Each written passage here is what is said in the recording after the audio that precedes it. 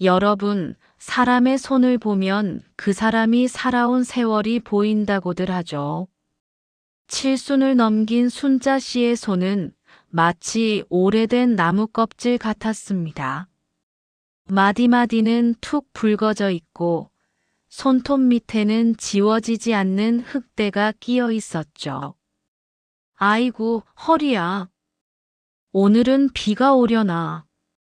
순자 씨는 구부정하게 굽은 허리를 두드리며 낡은 리어카를 끕니다. 차가운 새벽 공기가 폐부를 찌르지만 그녀는 멈추지 않습니다. 길가에 버려진 박스 하나, 캔 하나가 다 돈이니까요. 그 돈을 모아 그녀는 무엇을 했을까요? 강남의 번듯한 아파트 사는 큰아들 용식이, 대학 교수라는 둘째 딸 미영이, 그리고 막내 아들까지. 순자 씨의 등뼈가 깎여 나갈 때마다 자식들의 가방끈은 길어졌고 그들의 삶은 화려해졌습니다. 순자 씨는 생각했습니다. 내가 조금 더 고생하면 우리 새끼들은 꽃길만 걷겠지. 하지만 여러분, 부모의 희생을 걸음 삼아 핀 꽃들은 대개 그 걸음의 냄새를 싫어하더군요. 순자 씨가 시장 구석에서 쪼그려 앉아 김밥을 팔아보낸 학비로 공부한 자식들은 이제 엄마의 거친 손을 부끄러워하기 시작했습니다. 엄마, 제발 그 더러운 리어카 좀 치워요. 동네 창피해서 정말. 큰아들의 모진 소리에도 순자 씨는 허허 웃었습니다. 그저 내 새끼들 잘 살면 그만이라고 생각했죠. 하지만 그녀는 몰랐습니다. 그 리어카보다 더 차갑고 더러운 마음이 자식들의 가슴 속에서 자라나고 있다는 사실을 말이죠. 추석 명절이었습니다. 순자 씨는 며칠 전부터 시장을 돌며 제일 좋은 조기를 사고 밤을 까고 전을 부쳤습니다. 자식들이 좋아하는 소갈비찜도 커다란 솥에 가득 앉혔죠. 집안 가득 고소한 기름 냄새가 진동했지만 집안은 적막하기만 했습니다. 띠로링 마이너스. 문자 메시지 알림음이 고요를 깼습니다. 큰아들이었습니다. 엄마, 이번에 애들 학원 특강 때문에 못 내려가요. 용돈 보냈어요. 뒤이어 둘째와 막내에게서도 줄줄이 못 온다는 연락이 옵니다. 순자 씨는 멍하니 가스레인지 위에서 보글보글 끓고 있는 갈비찜을 바라봤습니다. 그래, 바쁘면 못 오는 거지. 공부가 중요하고 일이 중요하지. 혼자 중얼거려 보지만 텅 빈 가슴으로 스며드는 찬바람은 막을 길이 없습니다. 순자 씨는 혼자 상을 차렸습니다. 자식들 주려고 정성껏 부친 전은 차갑게 식어 있었고 갓 지은 밥은 목구멍으로 넘어가지 않았습니다. 억지로 밥 한 술을 떠넣는데 갑자기 눈물이 왈칵 쏟아집니다. 밥알이 눈물에 젖어 축축해집니다. 평생을 자식 위해 살았는데 정작 본인의 생일도 명절도 늘 혼자입니다. 인생 참 허망하다. 그때였습니다. 갑자기 정신이 아득해지더니 손에 들고 있던 숟가락을 놓치고 맙니다. 쨍그랑 마이너스 소리와 함께 바닥에 흩어진 밥알들. 순자 씨는 자기 집 주소조차 순간적으로 기억나지 않는 기묘한 감각에 사로잡혔습니다. 용식이의 차를 타고 집으로 돌아온 날 밤이었습니다. 순자 씨는 방 안에서 걷잠이 들었다가 거실에서 들리는 자식들의 날 선 목소리에 눈을 떴습니다. 형, 이번에도 길 잃어버리시면 어떡할 거야? 지난번엔 불도 켜놓고 나가셨다며. 사고라도 나면 우리 다 독박이야. 막내의 목소리였습니다. 뒤이어 둘째 미영이의 신경질적인 목소리가 이어집니다. 내 말이 그 말이야. 나 대학에서 교수 체면에 엄마 치매라는 소문나면 어떡해. 그리고 간병인 비용은 각자 200씩 내기로 한 거. 나 이번 달에 애 유학 비용 때문에 힘들어. 순자 씨는 숨이 멎는 것 같았습니다. 내가 너희를 어떻게 키웠는데. 시장 바닥에서 장사하며 너희 기 안 죽이려고 내 옷 한 벌 안 사입고 키웠는데. 지금 내 존재가 너희에겐 사고이고 독박이고 짐일 뿐인 거니. 큰아들 용식이가 쐐기를 박듯 말합니다. 이미 알아봤어. 시외 외곽에 있는 소망요양원. 거기가 등급 낮아도 싸고 관리 잘해준대. 이번 주말에 모시고 가자. 치매 검사 정밀하게 받는다고 하고 일단 입소시키면 끝이야. 엄마가 안 간다고 하시면 정신이 오락가락 하시는데 뭘 알아. 그냥 좋은 곳 놀러 간다고 하면 돼. 방 안에서 이 모든 소리를 듣고 있던 순자 씨의 손이 덜덜 떨리기 시작했습니다. 가슴이 찢어지는 고통이 밀려왔습니다. 자식들의 입에서 나오는 엄마라는 단어는 더 이상 사랑이 아니라 처리해야 할 폐기물을 지칭하는 말처럼 들렸습니다. 여러분, 세상에서 가장 무거운 무게가 무엇인지 아십니까? 그건 바로 믿었던 자식에게 배신당했을 때 느껴지는 그 참담한 무게일 겁니다.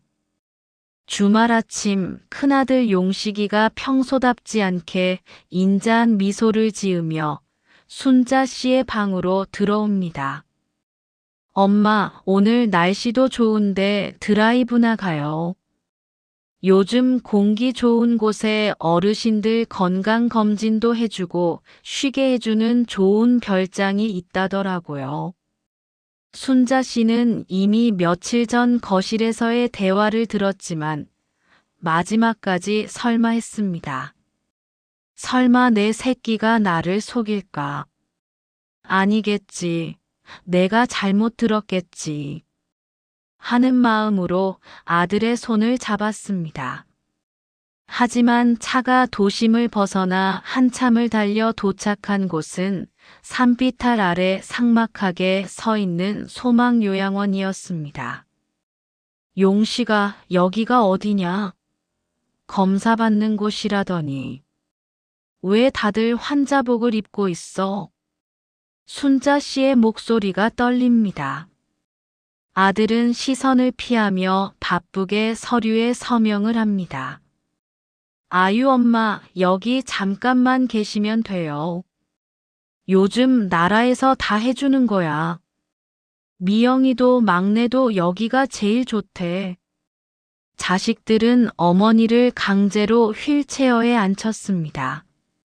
억지로 끌려 들어가는 복도 사이로 소독약 냄새와 노인들의 신음소리가 섞여 들려옵니다. 순자 씨는 아들의 바지가랑이를 붙잡았습니다. 용식아, 나 여기 싫다. 집에 가자. 응. 엄마가 리어카도 안 끌고 김치 냄새도 안 풍길게. 나 그냥 집 구석에 가만히만 있을게. 하지만 아들은 냉정하게 그 손을 뿌리쳤습니다. 엄마, 다 엄마 위해서 그러는 거야. 우리도 좀 살아야지. 그 말이 순자 씨의 가슴에 비수처럼 꽂혔습니다. 우리도 좀 살아야지.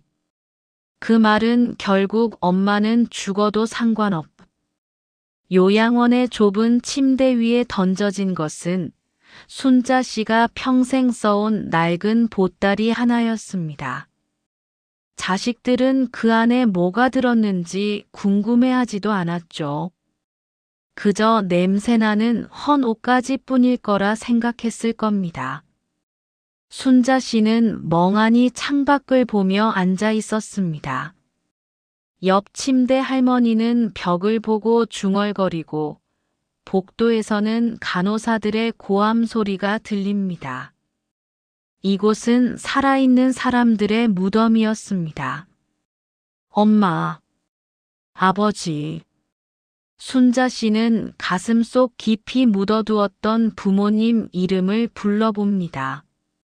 자식들에게 모든 걸 다 주고 남은 건 이 낡은 보따리와 굽은 몸뿐이라니 눈물도 나오지 않았습니다. 그런데 그때였습니다. 짐을 정리하던 순자 씨의 손에 딱딱한 가죽 주머니가 잡혔습니다. 친정아버지가 돌아가시며 주셨던, 절대 남 보여주지 마라 하셨던 그 주머니였습니다. 주머니 안에는 누렇게 변색된 땅 문서와 함께 작은 쪽지 하나가 들어 있었습니다. 순자야, 세상 천지에 믿을 놈 하나 없다. 자식도 돈 앞에서는 남이다. 이 땅은 내가 너를 위해 남겨둔 마지막 숨구멍이니 정말 죽고 싶을 때 그때 꺼내보거라. 아버지의 투박한 글씨를 보자 비로소 눈물이 터져 나왔습니다. 자식들은 버린 어미를 죽은 아버지가 지켜주고 계셨던 겁니다. 그 순간 담당 간호사가 뛰어들어와 숨을 헐떡이며 말합니다. 어르신, 김순자 어르신, 지금 시청에서 사람이 찾아왔어요. 어르신을 꼭 뵈야 한다는데요. 요양원 로비에 정적을 깨는 목소리가 울려 퍼졌습니다. 보상금이 얼마라고요? 순자 씨가 떨리는 목소리로 묻자 시청 직원은 조용히 서류를 내밀었습니다. 토지 보상액과 지작물 보상까지 합쳐서 총 52억 8천만 원입니다. 세금 공제 전 금액이지만 단일 소유주로는 이번 지구에서 최대 규모입니다. 52억. 평생 리어카를 끌며 10원 한 장에 벌벌 떨던 순자 씨에게는 숫자조차 가늠되지 않는 거액이었습니다. 시장 바닥에서 김밥 한 줄을 더 팔기 위해 무릎이 닳도록 뛰어다녔던 세월이 주마등처럼 스쳐 지나갔습니다. 이 돈, 지금 바로 받을 수 있는 건가요? 네. 이미 고시가 완료되어 절차만 밟으시면 됩니다. 그런데 어르신, 자제분들께는 연락 안 하셨나요? 이런 큰일은 보통 가족들이랑 같이 오시는데. 순자 씨는 잠시 입술을 깨물었습니다. 그리고는 인생에서 가장 차갑고 단호한 표정으로 대답했습니다. 자식 없습니다. 나한테는 나 하나뿐이에요. 이 돈 절대로 그놈들 귀에 들어가게 하지 마세요. 그리고 나 오늘 이 요양원 당장 나가야겠습니다. 순자 씨는 그 길로 짐을 쌌습니다. 자식들이 맡겨둔 이번 보증금 따위는 상관없었습니다. 50억의 주인이 된 그녀는 더 이상 비굴한 치매 환자 할머니가 아니었습니다. 여러분, 50억이라는 돈이 통장에 찍히면 어떤 기분일까요? 평생을 100원 한 장 아끼려 시장 바닥을 헤매던 순자 씨에게 그 숫자는 숫자가 아니라 자식들에게 짓밟힌 자존심을 되찾아줄 심판의 검이었습니다. 순자 씨는 요양원을 나오자마자 가장 먼저 고급 미용실로 향했습니다. 어머님, 어떤 스타일로 해드릴까요? 직원의 친절한 물음에 순자 씨는 거울 속 자신의 초라한 모습을 빤히 쳐다봤습니다. 듬성듬성한 흰머리, 깊게 파인 주름. 제일 귀티나게 해줘요. 내가 누구한테도 무시당하지 않게. 머리를 정돈하고 백화점에 들러 평생 입어본 적 없는 실크 옷을 몸에 걸쳤습니다. 거울 속에는 더 이상 폐지를 줍던 노파는 없었습니다. 우아하고 기품 있는 회장님 같은 노부인이 서 있었죠. 순자 씨는 강남의 전망 좋은 고급 레지던스에 입주했습니다. 자식들은 그녀가 요양원에서 멍하니 벽이나 보고 있을 줄 알겠지만 순자 씨는 그곳에서 변호사를 만나 조용히 움직이기 시작했습니다. 변호사님, 내 돈 단 한 푼도 그놈들 손에 안 들어가게 해주세요. 아니, 오히려 그놈들이 가진 것까지 말려 죽일 방법은 없습니까? 순자 씨의 복수는 요란하지 않았습니다. 하지만 아주 치밀했죠. 그녀는 변호사를 통해 큰아들의 사업 파트너들을 포섭했고 둘째 딸 미영이가 교수 임용을 위해 뒷돈을 썼다는 정황을 확보했습니다. 내 새끼들이라 잘 안다. 돈 앞에 장사 없고 욕심 앞에 부모 없는 놈들이지. 순자 씨는 호텔 스위트룸에서 최고급 스테이크를 썰며 TV 뉴스를 봅니다. 뉴스에서는 자신이 팔았던 고향 땅에 대기업 반도체 공장이 들어선다는 소식이 연일 보도되고 있었습니다. 한편 자식들은 난리가 났습니다. 큰아들은 갑자기 자금줄이 막혀 길바닥에 나앉게 생겼고 둘째 딸은 시댁에서 이혼 이야기가 나오기 시작했습니다. 그들은 이제야 돈줄이었던 엄마를 떠올립니다. 아니, 정확히는 엄마가 살던 낡은 빌라라도 팔아서 나눠 가질 생각을 한 거죠. 야, 요양원 가서 엄마 인감 도장 좀 받아와. 지금 급해 죽겠어. 용식이는 동생들을 데리고 기세등등하게 요양원을 찾아갔습니다. 하지만 그들을 기다리고 있는 건 텅 빈 침대와 차가운 원장의 목소리뿐이었습니다. 김순자 어르신요? 벌써 퇴소하셨는데요. 본인이 직접 짐 싸서 나가셨어요. 이거 우리 엄마 아니야? 설마. 자식들은 사진 속 여인이 메고 있는 가방이 수천만 원짜리 명품이라는 사실에 경악합니다. 그들은 엄마가 치매에 걸려 정신이 나가서 어디서 돈을 훔친 건 아닌지, 아니면 어떤 영감탱이한테 홀려서 재산을 탕진하고 있는 건지 의심하기 시작했습니다. 그들의 삶은 이미 지옥이었습니다. 큰아들의 아파트는 경매에 넘어갔고 둘째 딸은 교수직 박탈 위기에 처했습니다. 그들은 미친 듯이 엄마의 행방을 뒤졌습니다. 효심 때문이냐고요? 아니요. 그 돈이 어디서 났는지 알아내서 뺏어오기 위해서였죠. 분명히 뭐가 있어. 엄마가 무슨 수로 저런 호텔에 있어. 그러다 그들은 충격적인 소식을 접하게 됩니다. 자신들이 쓰레기 땅이라고 비웃으며 쳐다도 안 봤던 외갓집 시골 땅이 50억 넘는 보상금을 받았다는 사실을요. 50억. 형, 지금 50억이라고 했어. 자식들의 눈에 탐욕의 불꽃이 이글거립니다. 조금 전까지 엄마 때문에 망했다며 욕을 퍼붓던 놈들이 이제는 우리 엄마가 최고라며 가식의 눈물을 준비합니다. 빨리 찾아. 무릎을 꿇든 바짓가랑이를 잡든 그 돈 받아내야 해. 여러분, 돈이라는 게 참 무섭습니다. 며칠 전까지만 해도 엄마를 처리해야 할 짐으로 여기던 자식들이 이제는 엄마를 모셔야 할 신처럼 떠받들기 시작했습니다. 50억이라는 숫자가 그들의 뇌를 지배해버린 거죠. 형, 봤어? 아까 그 차.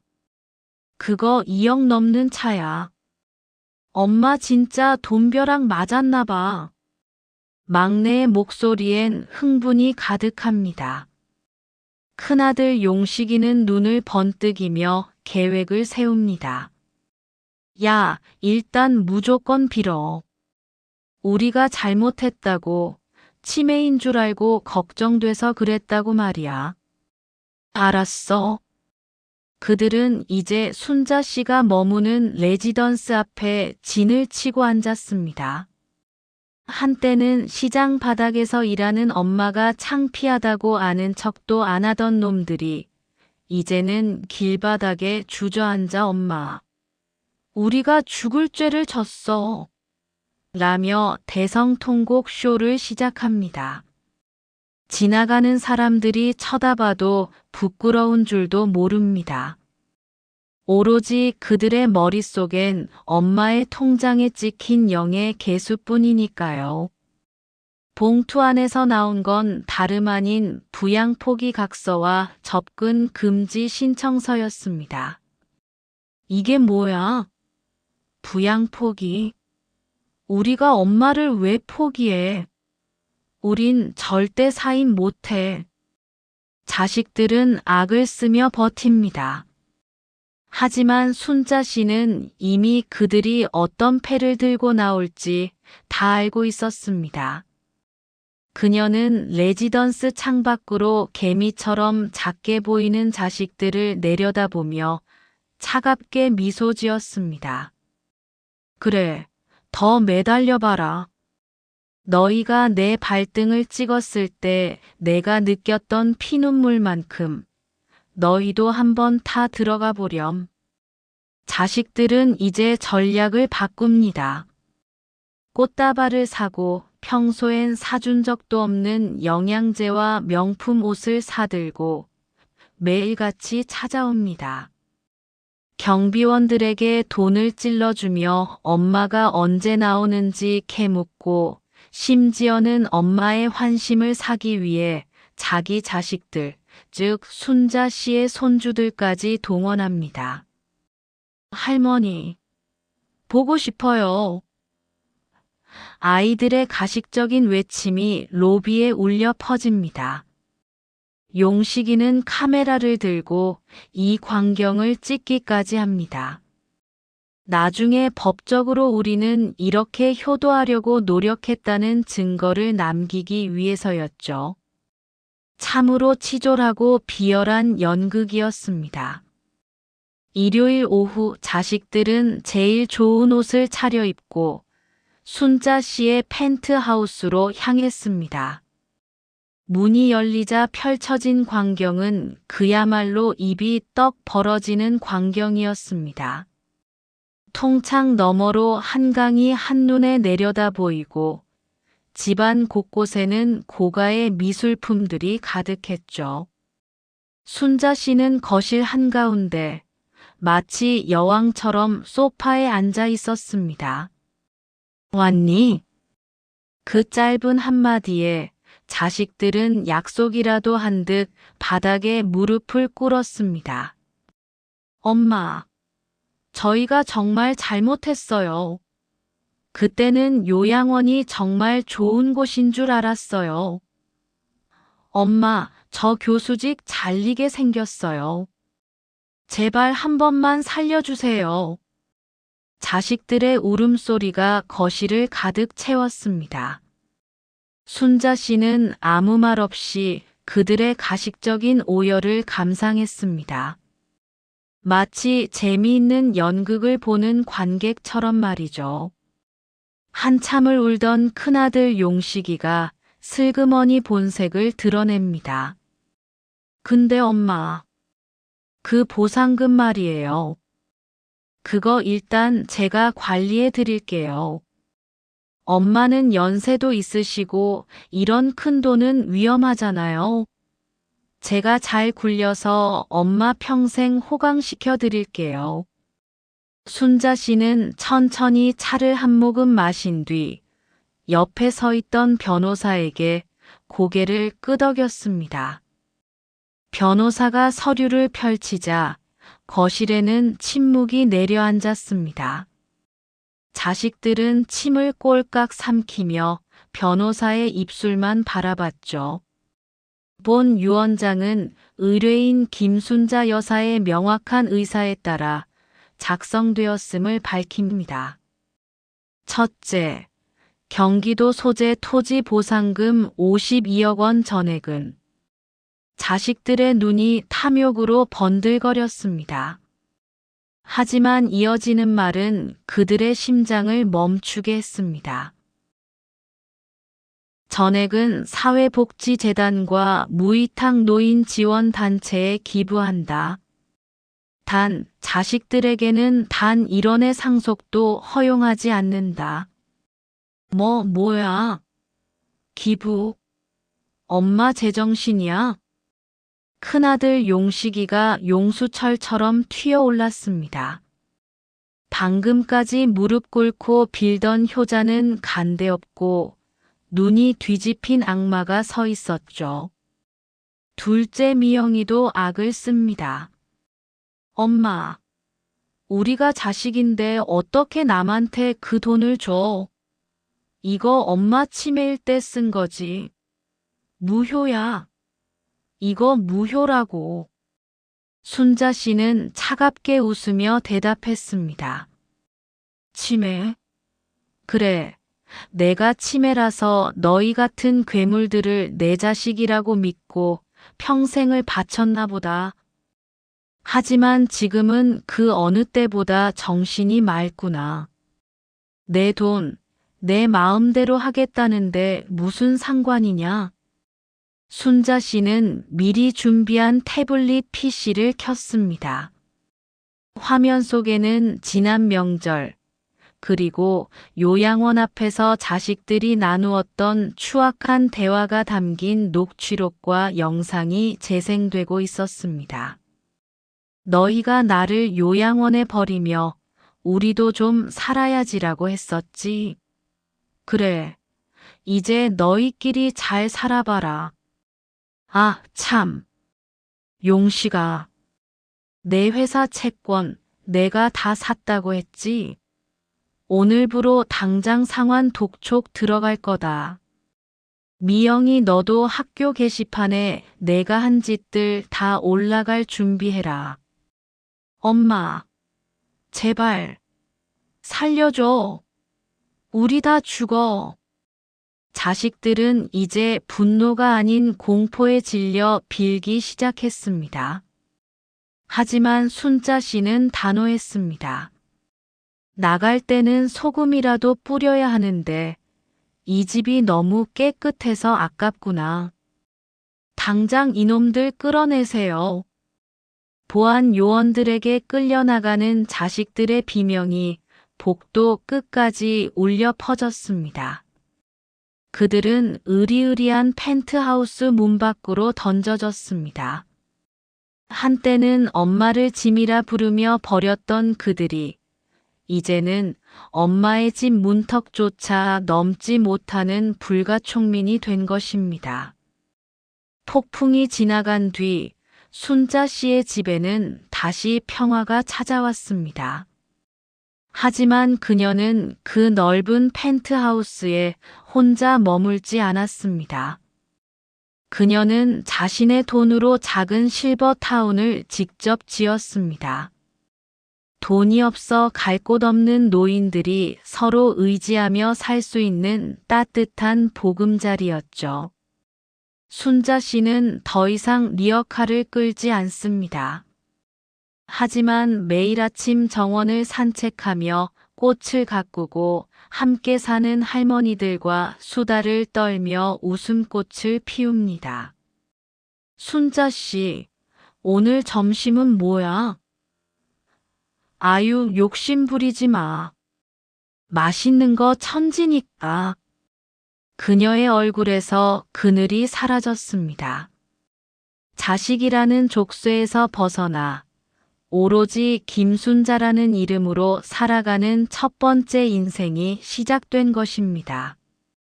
가끔 자식들이 요양원 입구까지 찾아와 울며 불며 매달린다는 소식이 들리지만 순자 씨는 눈길조차 주지 않습니다.